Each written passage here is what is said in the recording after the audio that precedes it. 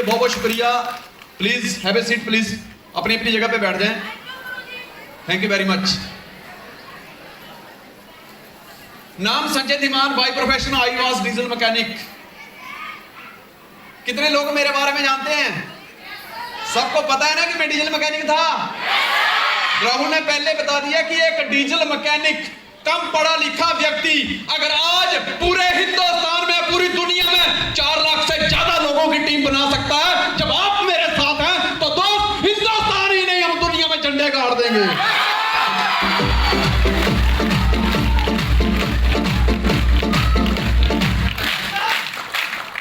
Thank you. दोस्त, आए हुए तमाम लोगों का दिल की गहराइयों से बहुत बहुत स्वागत है। दोस्त, अभी कुछ दिन पहले हम 2023 में घूम रहे थे और अचानक 11:59 के ऊपर एक अलार्म बजता है कि अभी 2024 आने वाला है। दोस्त, जिस तरह ये कैलेंडर बदला है, 23 से 24 में गया है, उसी तरह से हमको भी अपने हालात बदलने होंगे, अपनी औकात बदलनी होगी। दोस्तों, ये 2023 से 2024 अचानक ही नहीं आ गया। समय ने 1 सेकंड के लिए भी रेस्ट नहीं की।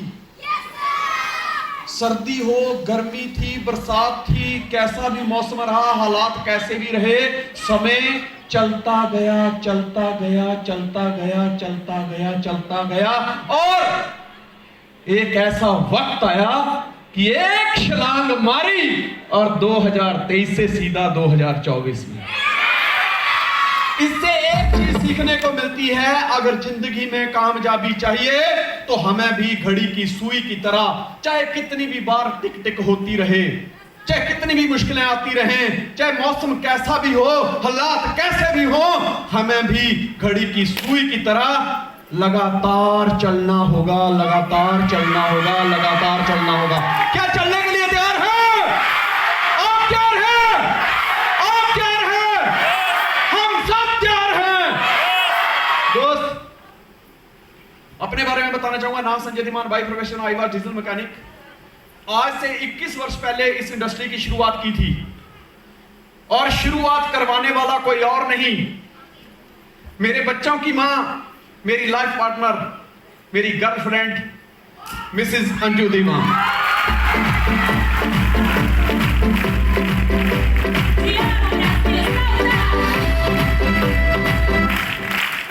दोस्त, मुझे आज भी वो दिन याद है।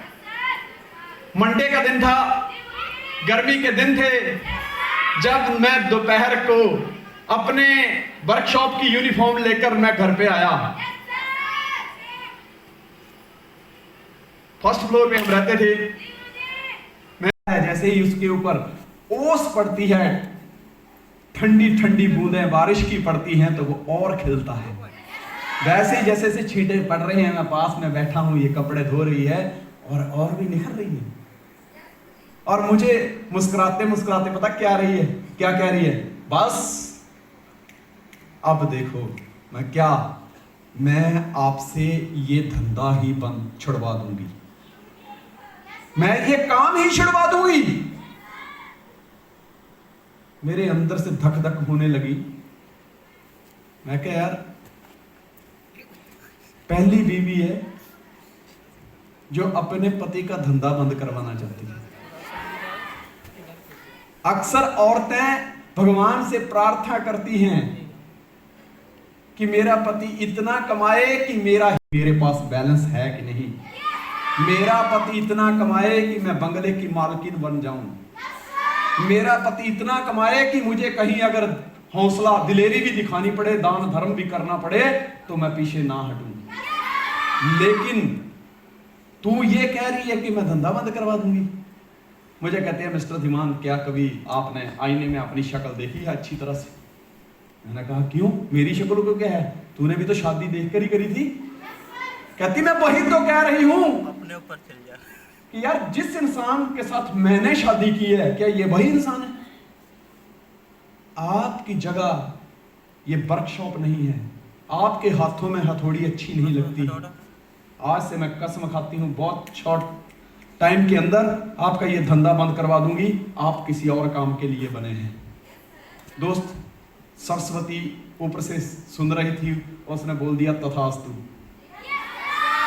कि वैसा ही होगा। उस टाइम जबान पे बैठी थी, बोल दिया तथास्तु कि ऐसा ही होगा।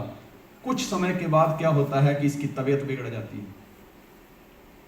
तबीयत बिगड़ती है और वो तबीयत इतनी बिगड़ जाती है कि वो टीबी का आकार ले लेती है। और डॉक्टर यहां तक कह देता है कि यार अगर केयर नहीं की गई तो ये खत्म हो सकती है। दोस्त, मेरे पास जितना बैंक बैलेंस था जीरो हो गया और जिंदगी का कोई अनुभव नहीं था। मैं अपनी कहानी के जरिए, अपने लाइफ की जरिए मैं आपको ये बताना चाहता हूं कि अनुभव के बिना जिंदगी चलती भी नहीं है। मेरे पास कोई अनुभव था ही नहीं। अब जितना पैसा था लगा दिया। लास्ट में इसको जब हिमाचल में छोड़कर आया, मैंने कहा मैं कुछ 4 पैसे कमा लेता हूं, तुम्हारी देख रेख जो है वो यहां घर पे अच्छी तरह से होगी, आप घर पे रहो। जब मैं वापिस आ गया, ठीक 3 महीने बाद मुझे एक कॉल आती है और बड़ी मासूम आवाज में कहती है, धीमान साहब मुझे आपसे मिलना है। मैंने कहा कोई बात नहीं, कौन सा ज्यादा टाइम हुआ, अभी 3 महीने तो हुए। कहते नहीं जल्दी मिलना है। मैंने कहा यार अभी मेरे पास टाइम नहीं है। कहती है टाइम तो मेरे पास भी बहुत कम है। मेरा अंदर से दिल डर गया। मैंने कहा पता नहीं यार बीमारी ने उसको कितना जकड़ लिया है, और अंतिम समय में कोई कुछ कहना चाहता है तो उसकी सुन लेनी चाहिए, क्या पता ही नहीं तो पूरी जिंदगी मैं पछताता रहूंगा और मुझे छोड़ के ही चली जाए, इस जिंदगी से चली गई तो फिर यार ये जो कॉल है ये पूरी जिंदगी मेरे कानों में गूंजती रहेगी। दोस्त, मैं दूसरे दिन गया, हिमाचल चला गया। रेलवे स्टेशन के ऊपर मुझे रिसीव करने आई बेटा मेरा साथ में था, करीब 1 साल का था, 1-1.5 साल का था। हम रेलवे स्टेशन में मिले, वहां से सीधा हम बैठे बस में, 2 सीटर बस, मुझे विंडो वाली साइड में बिठाया और खुद यहाँ बैठ गई और बेटा हेल्दी था, पकड़ा दिया मेरे गोद में दे दिया और मुझे समझाने शुरू किया कि धीमान साहब ये कब तक चलेगा। सुबह जाओ, हथौड़ियाँ चलाओ, गधे की तरह मेहनत करो, शाम को आओ, खाने का कोई ठिकाना नहीं होता, सोने का कोई ठिकाना नहीं होता, पूरी रात हाय हाय करके निकल जाती है। ये कब तक चलेगा? अपने लिए नहीं तो कम से कम इस मासूम के लिए सोचो। क्या आप चाहते हैं कि ये बच्चा हमारा कोई अच्छे स्कूल में पढ़े? मैंने कहा बिल्कुल। तो कहती है आपको ये काम छोड़ना पड़ेगा, कुछ ऐसा काम करो। अभी हार्ड वर्क का जमाना चला गया, अभी स्मार्ट वर्क का जमाना है। अगर उसके साथ आप नहीं चलोगे तो आप जिंदगी में आगे नहीं बढ़ पाओगे। जो पिछले 10 साल से करते आ रहे हो और जितना कमाते आ रहे हो, अगर यही करते रहोगे तो अगले 10 साल में बाद में भी उतनी ही कमाई होगी जितनी आज हो रही है। तो क्या आज आपके पास फाइनेंशियल फ्रीडम है? मैंने कहा नहीं। और दोस्त, मुझे डायरेक्ट सेलिंग इंडस्ट्री के बारे में बताने शुरू किया। मुझे बताया कि कैसे इस बढ़ती हुई आबादी का आप बेनिफिट ले सकते हैं। मुझे बताया कि कैसे आप लोगों को तंदुरुस्त करके, लोगों को दुरुस्त करके, लोगों को रोजगार देके, लोगों को ट्रेड करके, लोगों को डुप्लीकेट करके फाइनेंशियल फ्रीडम हासिल कर सकते हैं। एक नेटवर्किंग की ताकत को समझो। आज एक डॉक्टर उतने पैसे कमा रहा है जितना उसका मरीजों का नेटवर्क है। एक दुकानदार की उतनी ही इनकम है जितना उसका ग्राहकों का नेटवर्क है। एक सीए उतने ही पैसे कमा रहा है जितना उसका क्लाइंट का नेटवर्क है। टाटा, बिरला, अंबानी, दुनिया की किसी भी बड़े इंडस्ट्रियल को देखो, अगर उसने कामयाबी हासिल की है, उसके घर में आज अगर कोई इनकम जा रही है तो उस इनकम का जरिया उसका नेटवर्क ही है। आप नेटवर्किंग की ताकत को समझो, अपना नेटवर्क बनाओ और अपनी नेटवर्थ बनाओ। Yes sir. मुझे लगा कि यार बात तो तेरी सही है कि इस बढ़ती हुई आबादी का अगर मैं बेनिफिट नहीं ले रहा हूं तो मैं तो इस भीड़ का हिस्सा हूं। मुझे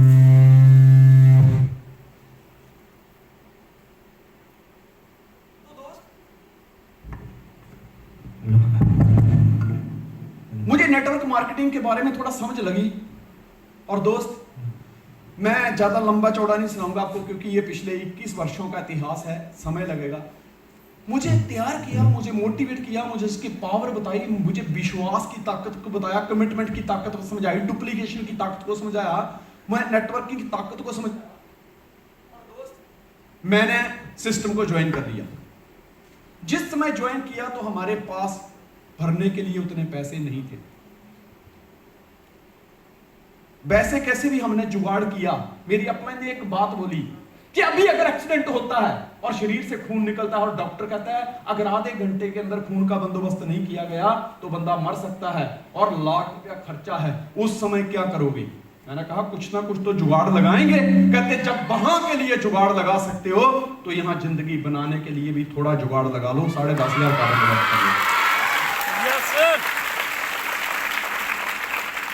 दोस्त, हमने काम शुरू किया। जैसे ही शुरुआत की लोगों ने बहुत मजाक उड़ाया। हमारा कोई भी रिश्तेदार हमारे साथ इंडस्ट्री में नहीं है, क्योंकि मेरी अपलाइन ने एक बात बताई थी कि संजय धीमान, जिंदगी में कामयाब होना है तो अपने रिश्तेदारों, दोस्तों और पड़ोसियों, ये 3 जो कैटेगरी है, ये तेरी बात नहीं सुनेंगे, तेरा मजाक उड़ाएंगे और इनको लाने की कोशिश भी मत करना। बताना जरूर, लेकिन फॉलोअप करने की जरूरत नहीं है, क्योंकि कोई भी बंदा अपने दम पे कामयाब होता है, रिश्तेदारों, दोस्तों और पड़ोसियों के दम पे कामयाब नहीं होता।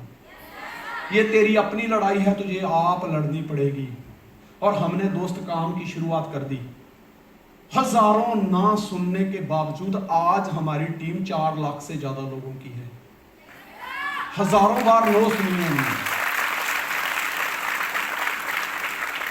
कई बार कई उतार चढ़ाव आए। मैंने जिंदगी में बहुत उतार चढ़ाव देखे, लेकिन एक चीज देखी कि मेरी अपने ने एक बात कही थी कि खड़ा रहा जो अपने पथ पर, लाख मुसीबत आने में मिली है सफलता उसको जग में, जीने में या मर जाने में। संजय धीमान, याद रखना, ये ऐसा प्लेटफॉर्म है कि यहां पे लोग आएंगे, लोग जाएंगे, यात्री की तरह लोग आएंगे और जैसे ही उनकी डेस्टिनेशन आएगी लोग बस से उतर जाएंगे। तुझे डिसाइड करना है कि तू इस इंडस्ट्री में यात्री बनकर आया है या पायलट बनकर आया है। मैंने कहा सर मैं पायलट बनना चाहता हूं। और पायलट शुरू करता है और एंड तक गाड़ी के साथ रहता है। दोस्त, बहुत सारे हालात कई बार ऐसे हो गए, ऐसे आ गए, मंदी आई, तेजी आई, मंदी आई, तेजी नहीं, चलता रहा। हर हालात में कई रिश्तेदारों ने साथ छोड़ा, कई लोगों ने साथ छोड़ा, लेकिन इस छोड़ने छुड़ाने में कोई शख्सियत ऐसी थी कि जिन्होंने विश्वास किया, मोटिवेट किया और कहा संजय धीमान मैं तेरे साथ हूं, फोड़ के रख देंगे। और दोस्त, ऐसा कहने वाली और कोई नहीं, 2 हस्तियां थी, एक मेरी ग्रेट अपलाइन और दूसरा मेरी लाइफ पार्टनर अंजू धीमान। आप सुनना चाहते हैं अंजू धीमान को? तो मैं आपकी जोरदार तालियों के साथ बुलाना चाहता हूं स्टेज के ऊपर। Please welcome on the stage.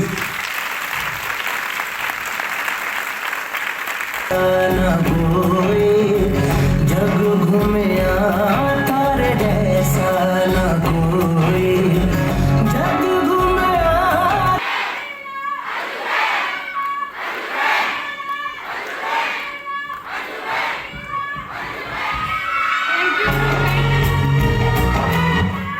Thank you very much. मैं बोलूं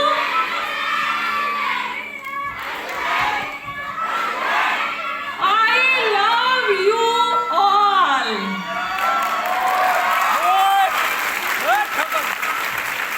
मैं भी आप सबसे बहुत बहुत प्यार करती हूँ। आप सब लोगों में मेरे को भगवान नजर आता है, और जहां भगवान नजर आता है वहां प्यार तो हो ही जाता है। Thank you very much. आप सब लोग बैठ जाइए अपनी अपनी सीट पे, और हो सके तो सीट बेल्ट लगा लेना। क्योंकि हमारा जहाज बहुत ऊपर जाने वाला है। Yes, yes. कौन सा जहाज? MYL का। एक बार हो जाए, BR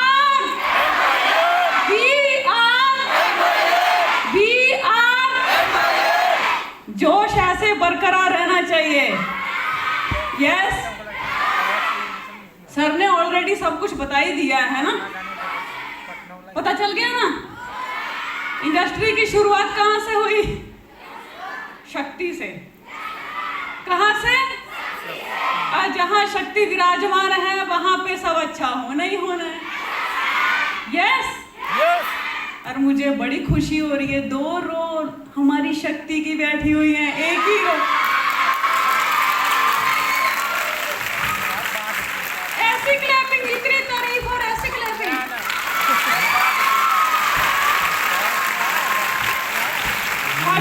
गालों पे जो आती है बुलानी तू, रातों का सुकून। जब मैं बोलूं तब बजाना, ठीक है? शर्म आ रही है, देखो उधर आ रही है, नहीं आ रही तो रो बढ़ा दो अपनी, कवर हो रहा है धीरे धीरे। ऐसा ना हो कि अगली बार जब मैं आऊं तो यही भी गायब हो जाए। आप चाहते हैं कि रो बढ़े तो ये पूरा कवर करना पड़ेगा, क्योंकि शक्ति बढ़ने के लिए सब बैठ जाइए। मैं तो 3 बातों को सामने रखती हूं। एक, हमारे अंदर जिद होनी चाहिए कि हमें ये काम करना है और करके दिखाना है। दूसरा, उस काम को पूरा करने के लिए अंदर जुनून होना चाहिए, शिद्दत होनी चाहिए। यस। और तीसरा, खुद पर विश्वास होना चाहिए और परमपिता परमेश्वर का साथ होना चाहिए। यस, मैं इन 3 चीजों को बहुत मानती हूँ बचपन से लेके, क्योंकि मैं बचपन से बहुत जिद्दी हूँ। मैं जिस काम की ठान लेती हूँ पूरा कर देती हूँ, और वो फॉर्मूला मैंने अपनी शादीशुदा लाइफ में अपने हस्बैंड के साथ करके देख लिया और वो पूरा हुआ। मैंने जिद की कि ये काम करना है, हो गया। पर उस जिद के पीछे उस काम को पूरा करने के लिए जुनून भी था अंदर और विश्वास भी था, ये होगा। यस। रास्ते में बड़े कंकड़ पत्थर आए, हम नहीं गिरे, क्योंकि हमने ठान लिया था कि उम्र थका नहीं सकती, ठोकरें गिरा नहीं सकती। अगर जिद है जीतने की तो कोई भी परिस्थिति हमें हरा नहीं सकती।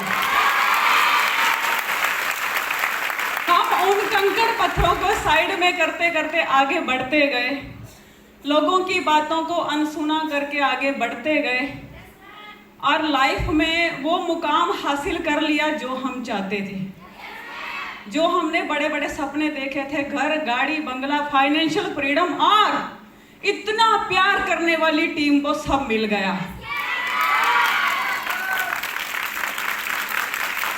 मैं आपको एक बात बताना चाहती हूँ, ये लिखा है ना 2023, इसका प्लस करो तो कितना होता है?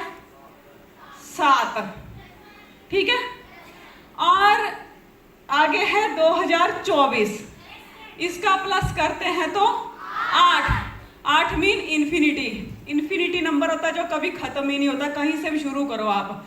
यहां से 8 लिखो तो भी, बीच में से लिखो तो भी, कहीं से भी आप शुरू करो, वो कभी खत्म ही नहीं होता है। यस।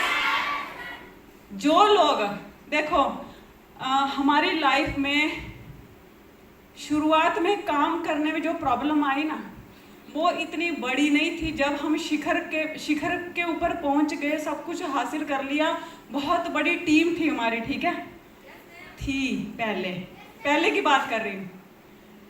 2012 में एक सुनामी आई हमारी लाइफ में, हमारी पूरी टीम खत्म। फिर भी हम खड़े रहे। क्यों? जीतने की जिद थी, आगे बढ़ने का जुनून था, विश्वास था कि हम बढ़ेंगे, कुछ भी हो जाए। उस टाइम क्या हो रहा था पता है? कि अब क्या करेंगे, होता है ना। अगर आज की डेट में एक बंदा भी हमारे टीम में से निकल जाए तो हमें बहुत दुख होता है। हमारी तो पूरी चली गई थी, लाखों की टीम, तो हमारा दुख कितना बड़ा था। तो क्या हो रहा था पता है? मन में ऐसे ऊपर नीचे चल रहा था कि अब क्या होगा, अब क्या होगा, अब तो सब खत्म हो गया। यस, मन में दुविधा और मन में ही युद्ध है। मन में दुविधा और मन में ही युद्ध है। मन अपने ही विरुद्ध है। मैंने लिख के लाई हूं, थोड़ा भूल जाती हूँ। मन में दुविधा, मन में युद्ध है, मन खुद के ही विरुद्ध है। ये मन की कैसी रीत, ये मन की कैसी रीत, सारा कुरुक्षेत्र तेरे सामने पड़ा है, जीत सके तो जीत।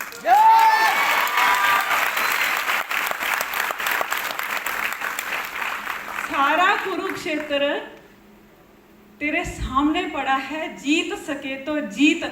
यहाँ पे तू ही कृष्ण है, तू ही पार्थ है, ये तुझे ही समझना है क्या यथार्थ है। सारा कुरुक्षेत्र तेरे सामने पड़ा है, जीत सके तो जीत। मन में ये विचार आया कि यो दुविधा चल रही है ना, जो मन में युद्ध चल रहा है ना, वो अपने ही मन को काट रहा है। हम ये क्यों भूल जाते हैं कि चंद लोग चले गए तो ये पूरी दुनिया थोड़ी ना खत्म हो गई। दुनिया तो हमारे साथ है ना। हम फिर से शुरुआत करेंगे। 2012 में फिर से शुरुआत हुई, और ऐसी शुरुआत हुई जिसमें हमको राहुल मिला, प्रमोद मिला, गौरव सर मिले, आपके सारी अपलाइन ऊपर के जितने भी हैं सब उस टाइम मिले हमको, जब हमारी पहले वाली टीम खत्म हो गई। हमने इनके साथ शुरुआत की और एक फिर से वही टीम खड़ी कर दी। तो पता क्या होता है लाइफ में, अगर आपके साथ ऐसा बहुत बार हो सकता है और होगा भी, और हुआ भी होगा। जो लोग, मैं बात कर रही थी 2023 और 24 की, कुछ लोगों ने क्या किया, जो तो 23 में साथ थे, 23 का प्लस 2023 का प्लस हमने किया 7। जो लोग साथ थे, ठीक है, 2024 आने से पहले उन्होंने क्या किया, ऐसे छलांग मारी। 24 आया भी नहीं था, हम तो तैयारी कर रहे थे इन्फिनिटी की, पर उन्होंने क्या किया, पहले छलांग मारी और क्या हुआ, खाई में गिर गया, लुंगी फट गई और खाई में गिर गए। अब क्या होगा, इतिहास रचेंगे। जो साथ में मिलकर चले थे 2024 में आ गए, जिन्होंने साथ में मिलकर छलांग मारी 8 पे आ गए। और इन्फिनिटी कभी खत्म नहीं होती है। आज सफला एकादशी है, सफल होने का दिन है। प्रभु को याद कर लिया जाए। जैसे कि मैंने कहा कि जीतने की जिद होनी चाहिए, जुनून होना चाहिए, विश्वास होना चाहिए खुद पे और परमपिता परमेश्वर पे। विश्वास है तो आप कुछ भी कर सकते हैं, अगर विश्वास नहीं है तो कुछ भी नहीं है। Yes yes. एक बार की बात है, जनाबाई का नाम सुना है आप लोगों ने? जनाबाई नामदेव की बहुत अच्छी शिष्या थी, महाराष्ट्र से बिलोंग करती है वो। पंडोरी गांव है कुछ, मुझे पंडरी ग्राम से। वहाँ पे विट्ठल भगवान का बहुत बड़ा मंदिर है। जनाबाई बचपन से अनाथ ही थी, समझ लो। उन छोटी सी उम्र में उनकी मम्मी मर गई। उनके पापा उनको नामदेव जी के पास ले गए, क्योंकि वो उनके बहुत बड़े भक्त भी थे और उनको मानते भी थे, गुरु थे उनके। तो जनाबाई को अपने साथ लेकर नामदेव जी के पास गए, तो वहाँ पर जाके उनके पापा की भी डेथ होगी, तो जनाबाई अकेली रह गई।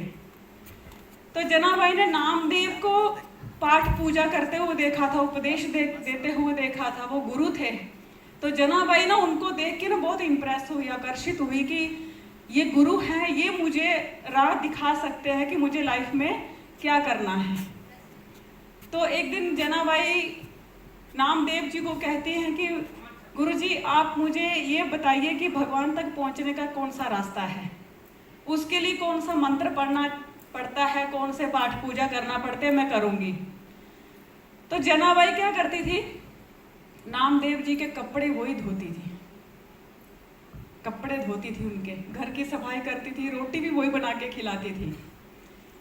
तो नामदेव जी ने कहा कि जनाबाई देख, तू पढ़ी लिखी तो है नहीं, अनपढ़ है, तो मैं तेरे को वेद शास्त्रों का ज्ञान तो नहीं पढ़ा सकता, क्योंकि उसमें लिखा हुआ पढ़ना पड़ता है। तो मैं तुझे एक गुरु मंत्र देता हूं, तू उसको जपा कर, उससे भगवान मिलते हैं। जनाबाई ने सोचा कि नाम मिल जाए काफी है, मुझे तो भगवान की पूजा सेवा करनी है। तो नामदेव जी ने जनाबाई को बोला कि तू ना चलते फिरते उठते बैठते जब भी कहीं भी तू होती है, कुछ भी काम भी कर रही होती है, तो विट्ठल विट्ठल बोला कर। जनाबाई ने कहा कि विट्ठल विट्ठल बोलने से भगवान मिल जाते हैं? बोले बिल्कुल मिलते हैं, अगर श्रद्धा भावना से किया गया काम सब सफल होते हैं। तो जनाबाई ने वो नाम पकड़ लिया और वो उस नाम को ऐसे जपने लगी। सुबह शाम वो कपड़े धोती है तो विट्ठल विट्ठल करती है, वो खाना बनाती है तो विट्ठल विट्ठल करती है, वो बर्तन धोती है तो विट्ठल विट्ठल करती है। वो कभी भी अब नाम से अलग नहीं होती है, वो नाम को जपती रहती है। एक दिन क्या हुआ, उसके नाम जपने की जो महिमा थी ना, क्योंकि जब वो लगातार नाम जपती थी, भगवान से जुड़ गई थी, तो वो कीर्तन भी करने लग गई थी, कीर्तन करती थी, बहुत अच्छे भजन गाती थी। एक दिन क्या हुआ, उसके किसी आदमी ने कबीरदास जी को कहा कि नामदेव के वहां पे ना एक जनाबाई करके एक औरत है, उसका बहुत नाम सुना है, उसके कीर्तन में वो बड़ी मिठास है। जब वो कीर्तन करती है तो सुनने वाला है ना भगवान के साथ एकदम से ऐसे जुड़ जाता है, भगवान को सामने देखने लगता है, उसके कीर्तन में वो ताकत है। वो बहुत अच्छी नाम जपती हैं, भक्त हैं। तो कबीरदास के अंदर ना मन में ऐसे इच्छा हुई कि ऐसे संत से तो मिलना चाहिए, कि जिनके अंदर इतनी पावर है, जिनका एक नाम लोग ले रहे हैं, बता रहे हैं कि भगवान के दर्शन हो जाते हैं जब वो कीर्तन करती है, तो मुझसे मिला जाए। तो कबीरदास जी उनको ढूंढते ढूंढते वहाँ जहाँ जनाबाई रहती थी वहाँ पहुँच गए। जब वो उस गली में पहुँचे जहाँ उसकी झोंपड़ी थी, तो वो क्या देखते हैं, दूर ही खड़े थे। तो जब हम किसी संत महात्मा से मिलने जाते हैं तो हमारे अंदर ऐसी छवि बनती है ना कि हम मिलने जा रहे हैं, उनका एक बहुत बड़ा उन्होंने समारोह रखा होगा, अच्छे अच्छे प्रवचन कर रहे होंगे, लोग संगत बैठी होगी, ऐसा मन में विचार चलते हैं ना। और जब कबीरदास जी वहाँ पहुँचे, उन्होंने क्या देखा, सामने गली में एक झोंपड़ी थी, बहुत सारे और भी घर थे।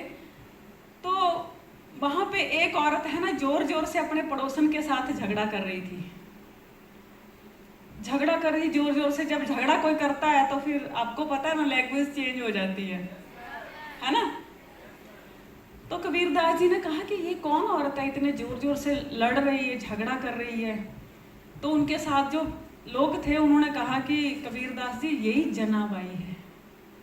बोलते मैंने तो इनके बारे में सुना था, वो तो गलत लग रहा अभी मुझे, क्योंकि मैंने तो कुछ और ही सोच के आया था। ये जिस तरीके से बोल रही है मुझे तो नहीं लगता है कि इनकी कोई महिमा होगी, ये संत होंगी। बोलते कोई नहीं, आगे जाके देखते हैं। जब उसके पास पहुंचे तो उन्होंने सामने से पूछा कि झगड़ा क्यों कर रहे हैं, क्या हुआ है। तो उसने कहा कि आप कौन? बोलते नहीं, मैं तो यहाँ से गुजर रहा था तो मैंने सुना तो इसके लिए आ गया। बोलते अभी आ ही गए हैं तो सुनो, ये जो मेरी पड़ोसन है ना, इसने मेरे गोबर के कंडे चुरा लिए। कंडे पता क्या होते हैं? उपले, गोबर के उपले बनाते हैं ना, पता है किसी को? सबको पता है ना?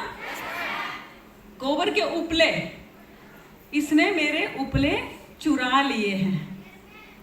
तो कबीरदास जी हंसने लगे कि उपले के लिए इतने जोर जोर से झगड़ा कर रहे हो? उपले तो हैं, गोबर के एक निर्जीव वस्तु तो है, गोबर के उपले के लिए इतना झगड़ा? तो उसने कहा कि आप ऐसे नहीं बोल सकते। बोले क्यों? बोले मेरे उपले को साधारण उपले नहीं है।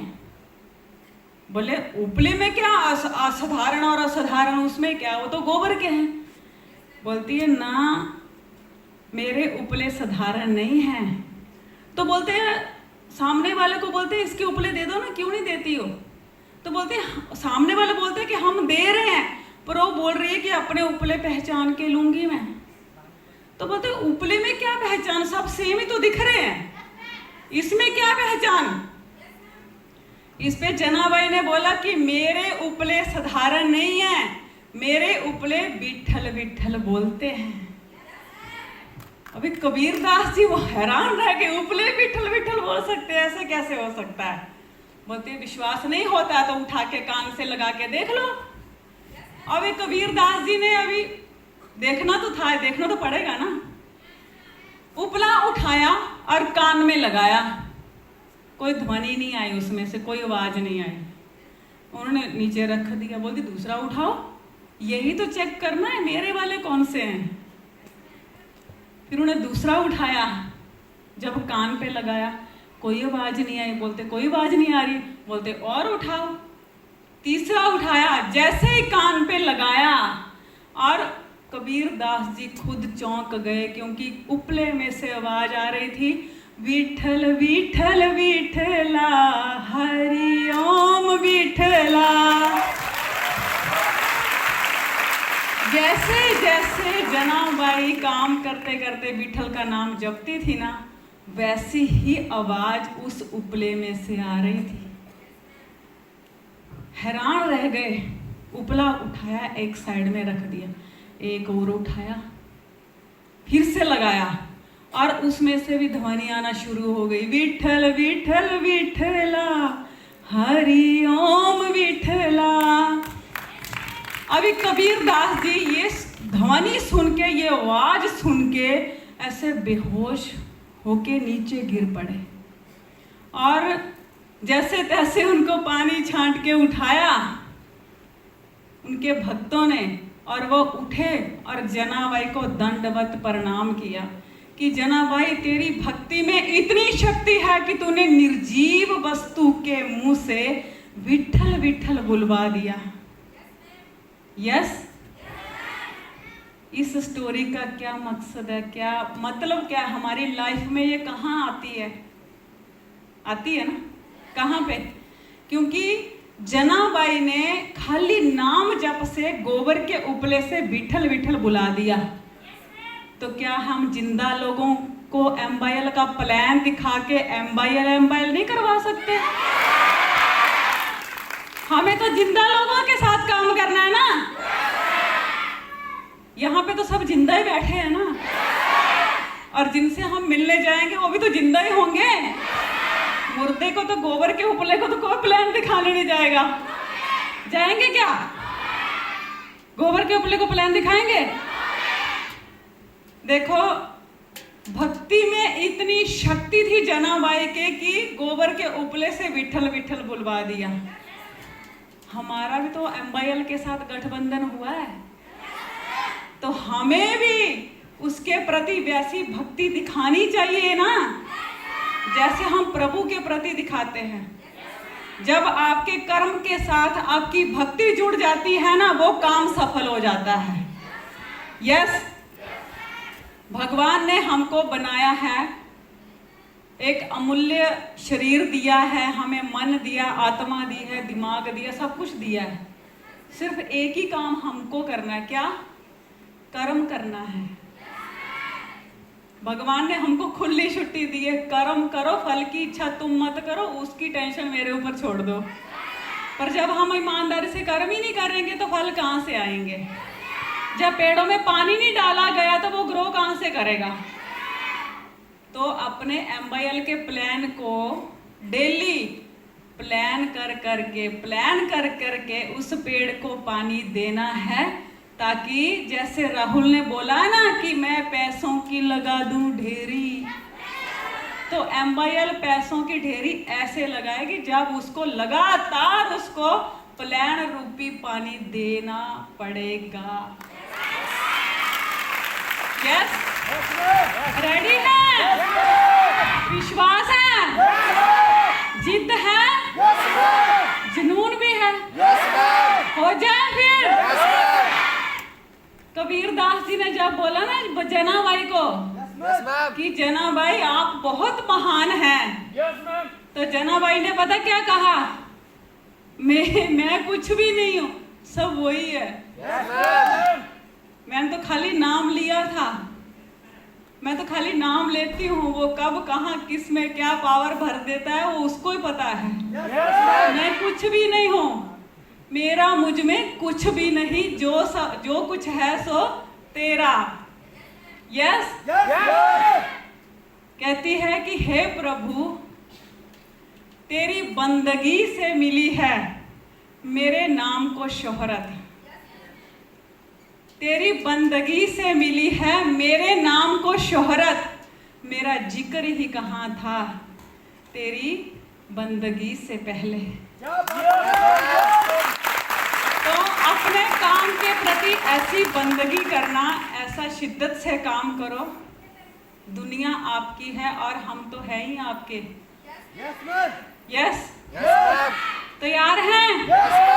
2024 को डंके की चोट पे इन्फिनिटी कभी खत्म नहीं होनी चाहिए। याद रखना, इज्जत का सवाल है। या तो तुम अपनी रो बढ़ा दो, या तो तुम इधर आ जाओ, पूरे शिफ्ट हो जाओ।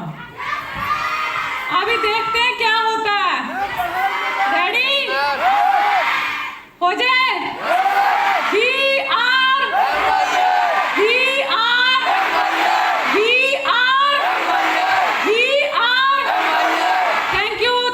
Thank you very much. Wish you all the best.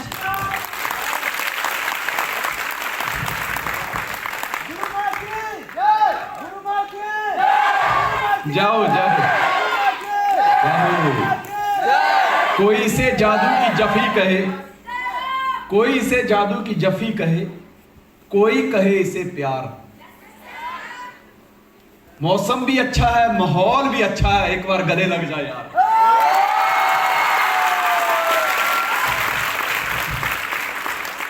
दोस्तों